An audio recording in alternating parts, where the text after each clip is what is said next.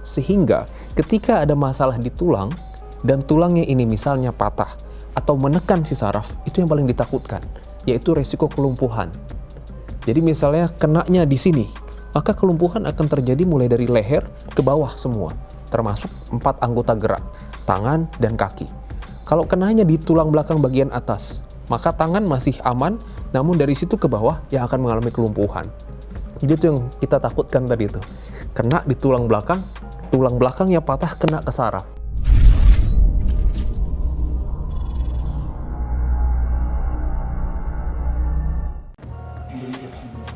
Nah, ini coba kita lihatin.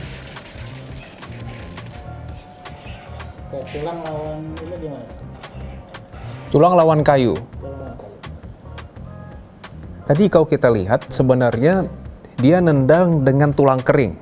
Nah, tulang kering atau kita sebut sebagai tulang tibia itu tulang yang paling keras memang. Jadi memang makanya dibilang tulang kering ya. Jadi memang wajar saja kalau kayu sampai patah begitu. Karena memang dia tulang yang paling kuat juga untuk menumpu berat badan tubuh kita. Jadi kalau kita lihat mungkin atau tidak, itu mungkin. Bahkan kayaknya zaman sekarang bukan fiksi aja nih. Masih banyak nih jagoan-jagoan yang bisa ngerjain itu tuh. Nendang kayu dan sampai patah kayunya. Karena memang tulang tibia, asal tekniknya betul, sangat mungkin untuk bisa mematahkan kayu seperti itu tadi. Dengan catatan itu terlatih ya? Itu terlatih, bukan tiba-tiba nonton ini pulang, coba bisa-bisa tulangnya yang patah nanti, kayunya masih kuat. Ya, untuk meningkatin tulang misalnya kepadatan atau kekuatan tulang itu apa yang dilakukan oleh dokter? Sebenarnya tulang itu dia bukan diam ya. Dia ada proses pembentukan dan ada proses penghabisan namanya. Nah, untuk dia membentuk tulang menjadi matur dan menjadi lebih padat, jelas kita semua tahu pasti kita butuh kalsium. Nah, yang terjadi adalah antara proses penghancuran dan pembentukan tulang yang baru itu terkadang tidak balance. Antara proses penghancuran yang lebih banyak, namun pembentukannya misalnya source-nya kurang, kalsiumnya kurang, kemudian juga hal-hal lainnya, fosfornya kurang, itulah yang membuat tulang bertahap pelan-pelan semakin lama semakin kropos. Ini yang kadang-kadang kita suka kurang ketahui. Yang kedua yang penting juga, tulang ini bukan dia sendirian. Dia disupport oleh struktur lain yang sangat penting. Contohnya adalah otot. Jadi yang menggerakkan tulang adalah ototnya. Jadi selain tulang harus kuat, dia harus ditopang dengan otot yang kuat juga. Jadi kalau tulang kuat disupport dengan otot dan tendon atau urat yang kuat, dia akan benar-benar bisa berfungsi maksimal. Gitu sebenarnya. Pasti ada sesuatu nih, karena tangan dia dominan yang kanan.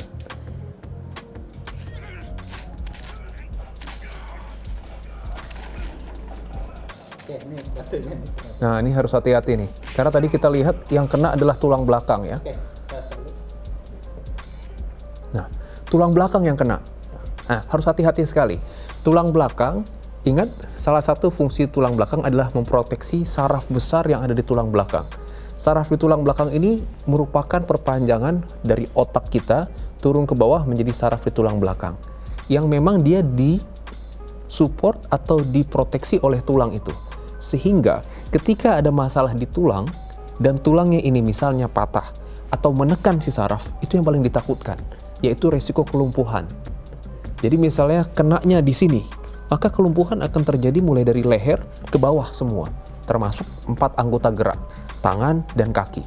Kalau kenanya di tulang belakang bagian atas, maka tangan masih aman, namun dari situ ke bawah yang akan mengalami kelumpuhan. Jadi itu yang kita takutkan tadi itu. Kena di tulang belakangnya patah, kena ke saraf. Wah, celaka lah udah kayak gitu tuh. Itu yang membuat regulasi tinju mungkin profesional ya? Betul. Tidak meninju area bagian belakangnya. Salah satunya juga, apalagi di sini kan, ini nggak boleh ya, karena ini batang otak, dia pusatnya kesadaran. Kalau kena di situ, benar-benar bisa nggak sadar dan mungkin tidak akan kembali kesadarannya. Gitu. Itu, dari dokter rehab medik bisa nggak mengembalikan saraf yang mungkin sudah rusak mungkin atau patah mungkin gitu? Kalau belum patah, kita masih bisa banyak kita lakukan ya. Tapi kalau sudah patah, jelas teman-teman dari ortopedi atau bedah saraf dulu lakukan stabilisasi. Jadi tulangnya distabilisasi, baru nanti yang sudah bermasalah itu kita atasin. Misalnya, kita mulai latih lagi penguatan ototnya. Kita mulai latih lagi untuk dia bisa berdiri. Kita atasi nyerinya, kita atasi kelemahan atau kelumpuhannya. Itu yang akan kita lakukan proses recovery ataupun rehabilitasi. Gitu. Itu memang tergantung dari kondisinya juga. Betul. Ya mudah-mudahan jangan pernah deh kayak gitu. Tapi tadi diadu sama batu kali kali itu. Itu pecah batunya. Nah. Itu gimana? Nah, kalau kita lihat jatuhnya itu bukan hanya pas ke tulang belakangnya ya. Tadi kan saya sampaikan ada tulang, kemudian juga ada otot-otot di sekitar tulang belakang. Mungkin memang dia sudah tahu teknik jatuh yang tepat. Sehingga ketika dia menumpu, dia bisa numpu pas di tulangnya, tapi kenanya di ototnya. Jadi bukan ke tulang belakang persis. Dia akan bikin posisi sedikit ke belakang, sehingga kenanya mungkin di tulang belikat, tulang skapula. Itu jauh lebih aman dibandingkan kena pas di tulang belakangnya. Itu ada teknik. Ada tekniknya, betul. Teknik jatuh ini juga pasti diajari di ilmu bela diri. Karena teknik jatuh yang benar akan memproteksi tubuh dengan lebih baik juga. Itu. Kita lihat adegan tangannya ya.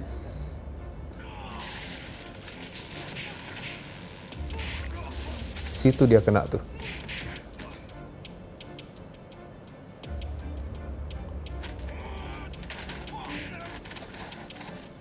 Oke. Pukulan. Nah, jadi kayaknya setelah pukulan, langsung dia nggak bisa pakai lagi tangan kanannya ya. Kayaknya ya. Mungkin. Karena pukulannya kencang, menyebabkan adanya subluksasi atau bahkan yang paling berat adalah dislokasi dari sendi bahu. Jadi sendi bahu kita itu seperti bola di dalam mangkok. Ya, dua sendi di tubuh kita yang hampir sama, bahu dan panggul, yaitu seperti bola di dalam mangkok. Jadi tulang kita ini ujungnya bentuknya bola, nah tulang bahu ini seperti mangkok. Bedanya begini, kalau di panggul, antara bola dan mangkok bentuknya dia saling mengisi, jadi sangat stabil. Jadi panggul ini hampir sulit sekali untuk bisa lepas, itu jarang sekali bisa lepas. Namun berbeda kalau di bahu, di shoulder. Bentuk bolanya begini, namun mangkoknya dia nggak begini. Mangkoknya kebuka begini. Sehingga ketika terjadi satu benturan kencang di bahu, dia ada resiko keluar sedikit, kita sebut sebagai subluksasi, atau keluar dari sendinya, kita sebut dislokasi. Nah, kita bisa kebayang, di dalam aja, gerak aja kadang terbatas. Di dalam kadang masih suka nyeri. Sekarang dia di luar. Nah, kita gerakin sedikit pasti kesakitan. Bayangin, yang ahli bela diri aja nggak bisa dia gerakin.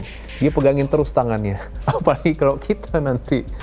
Oke, ini yang terjadi ya. Jadi bisa terjadi dia nggak bisa gerakin ya ini. Betul. Nggak bisa gerakin.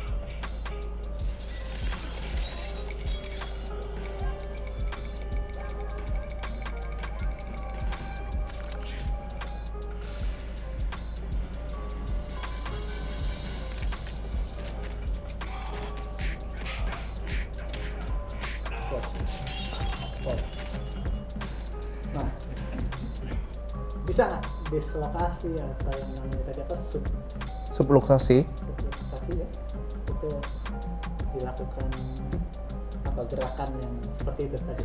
Itu yang harus dilakukan. Namanya reposisi. Meskipun tekniknya nggak seperti itu tentunya ya. Harus dibantu orang. Tapi ketika ada dislokasi, keluarnya sendi bahu, ya, bonggolnya ini keluar, yang dilakukan adalah reposisi. Jadi lakukan gerakan manipulasi tertentu untuk memasukkan lagi ke dalam. Nah, bunyinya mungkin nggak krek sebenarnya. Nanti kalau udah masuk, dia bunyinya adalah kluk. Karena dia punya kapsul. Kapsul itu yang seperti menghisap ketika tulangnya masuk.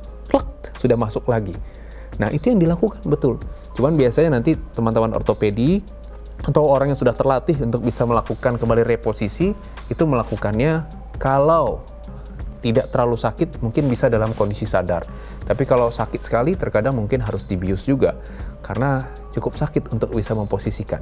Namun, pada kondisi tertentu, di mana dislokasi ini sudah terbiasa. Banyak orang yang memang kapsul sendinya ini sudah lemah, jadi mudah sekali untuk dislokasi. Nggak berapa lama dislokasi. Itu bisa untuk reposisi sendiri. Kadang-kadang dia tinggal putar sedikit ke depan, dia dorong ke atas, klek, udah kepasang lagi. Jadi itu mungkin. Nah, cuman teknik dan gerakannya mungkin nggak seperti itu. Tapi kalau tadi ditanya, dok bisa nggak reposisi sendiri? Itu bisa. Kalau sudah dislokasi kronik atau sudah terbiasa dislokasi sendiri. Gitu. Kalau belum biasa, mendingan ke dokter, nanti direposisi untuk dikembalikan sendinya masuk ke dalam. Habis itu baru kita pasang gips ataupun kita pasang elastic bandage biar nggak turun lagi. Karena pasti ada sesuatu yang robek yang membuat tulang ini jadi keluar dari bonggolnya. Gitu. Kita anggap si Jeffrey ini terlatih ya. Terlatih dia. Dia mungkin udah biasa dia. Udah biasa dengan dislokasi bahu. Betul. Nah itu tadi ada saran dari dokter yang menarik ya. Harus dibantu oleh seseorang ya. Betul. Nah kalau misalnya yang membantu itu tidak paham dan akhirnya membuat parah misalnya gitu, atau memang ada teknik tertentu atau ada case yang mungkin bisa diceritakan oleh dokter Ibrahim Ya. untuk case masalah ini terus ditarik malah makin parah, itu bisa diceritain mungkin. Jadi pada prinsipnya tadi memang bentuknya cukup kongruen atau cukup pas untuk dia bisa masuk. Namun untuk memasukkan tentu tidak mudah. Jadi bukan hanya seperti bola keluar didorong dikit masuk. Itu yang paling penting. Kalau kita paksakan, nanti malah kita merusak struktur lain. Di situ ada tendon, ada kapsul sendi, ada struktur namanya labrum, yang semua itu akan rusak kalau dipaksakan. Nah, kita harus cari celahnya, kemana yang bisa masuk ke dalam bonggolnya tepat. Nah, itulah teknik reposisinya. Saya ada kasus mungkin yang sudah berulang ya. Yang sudah berulang, ini memang biasanya dia sudah tidak nyeri lagi ketika copot. Dan dia sudah terbiasa copot. Bahkan mungkin 2 bulan sekali itu akan ada onsetnya, dia tiba-tiba copot. Ngangkat apa sedikit, tiba-tiba klek, lepas. Nah, namun karena sudah terbiasa, sudah kronik, jadi sudah dengan cari manuver sendiri, dia cari-cari, dia bisa klek sendiri. Sudah tidak terlalu nyeri, karena memang sudah terbiasa. Namun itu juga harus kita jaga, karena kalau tidak, dia bisa menyebabkan tarikan pada saraf dan struktur lainnya yang bisa berbahaya ke depannya. Akhirnya, pada kasus seperti ini, saya berikan di sini namanya shoulder support untuk memastikan memfiksasi dari sendi bahunya, sehingga akan lebih stabil, untuk pergerakan akan lebih bagus dan tidak mudah untuk terjadi dislokasi lagi. Jadi kalau ditanya, dok sarannya apa? Besok-besok kalau benar-benar terjadi dislokasi, cari ke dokter untuk dilakukan reposisi yang tepat, yang benar, sehingga dia bisa masuk ke dalam tanpa merusak struktur yang lain dengan begitu berat. Hati-hati jangan didorong, nanti malah rusak. Dia memang bukan bentuknya itu cuman seperti tinggal didorong. Harus dicari posisinya yang tepat dan juga manuver tertentu. Karena harus dilihat kira-kira masalahnya dislokasinya anterior namanya depan atau posterior, itu tentu tekniknya akan berbeda. Gitu. Mungkin apa yang bisa dilakukan oleh sebelum ke dokter nih terjadi dislokasi bahu misalnya, atau dislokasi tempat lain gitu ya. Apa yang bisa dilakukan oleh keluarga mungkin atau teman-teman yang melihat kejadian itu gitu ya sebelum dilakukan oleh ahlinya, kira-kira pertolongan pertama? Oke, salah satu hal yang dilakukan oleh Jet Li itu betul, memfiksasi tangan, tidak menggerakkan tangan. Tidak menggerakkan tangan itu salah satu cara yang tepat. Jadi memang jika dislokasi, ini nyeri sekali tentunya ya. Dia keluar dari bonggolnya, taruh di sini, kita bisa fiksasi dengan elastic bandage, atau kita bisa berikan tarikan di sini. Sehingga tidak ada pergerakan di situ. Ya. Misalnya apa? Oh, ini kalau misal kira-kira bisa diangkat. Oh, ini nempel nih.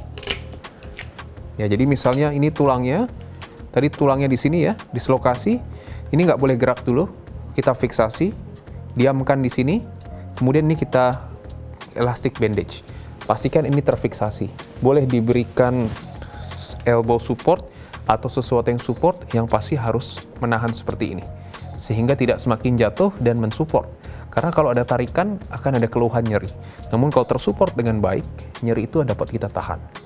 Baru setelah itu, bawa ke fasilitas kesehatan untuk dilakukan reposisi, memperbaiki dislokasinya kembali. Gitu.